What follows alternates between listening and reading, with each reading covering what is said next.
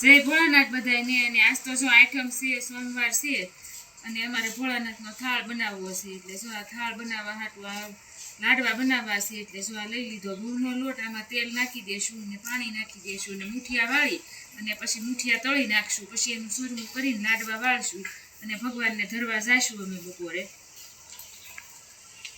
આ જો હવે આપણે મુઠિયા વાળવા મીના છે. તો જો આવી રીતે બધા મુઠિયા વાળી પછી આને તેલમાં તળી નાખવાના.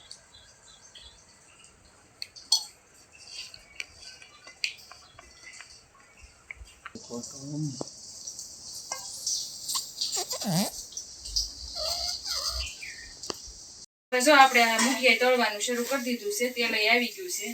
હવે આપણે આ મુઠિયા તળી નાખશું. તળાઈ જાય એટલે ભાંગી અને લાડવા કરી નાખશું.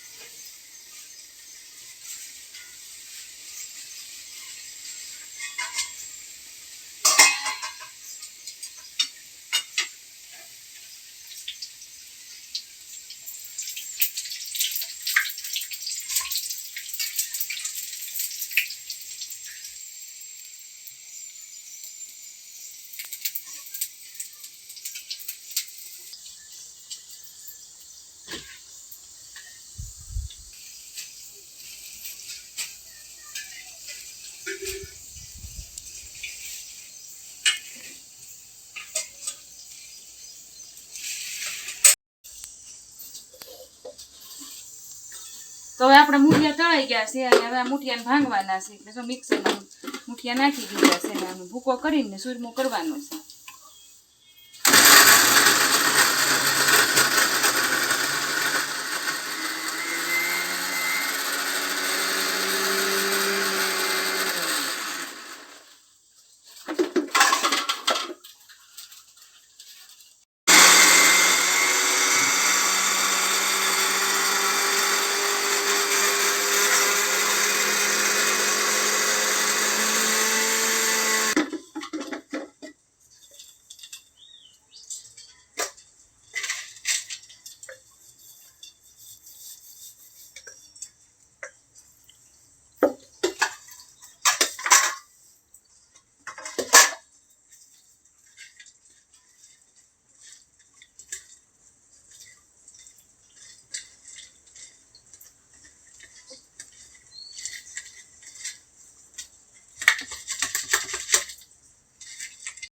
ઘી ને ગોળ ભેગું કરી નાખ્યું છે અને આ ઘડી ગરમ થવા દઈશું. ગરમ થઈ જાય ને પછી આ ચૂરમું છે આપણું જો તૈયાર થઈ ગયું છે, એકદમ ભૂકો મસ્તીનો થઈ ગયો છે, એ આમાં ભેળવી દઈશું.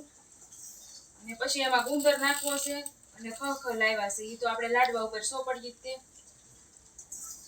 બની જાય ને પછી આમાં ભેળવી દઈશું આપણે.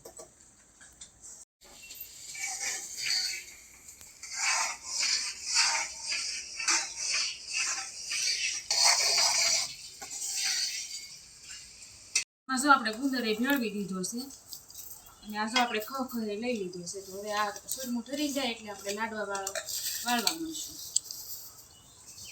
જો ખખર છે આ બધું ભેગું કરી નાખશું ગુંદર ને બધું, પછી આપણે લાડવા કરી નાખશું.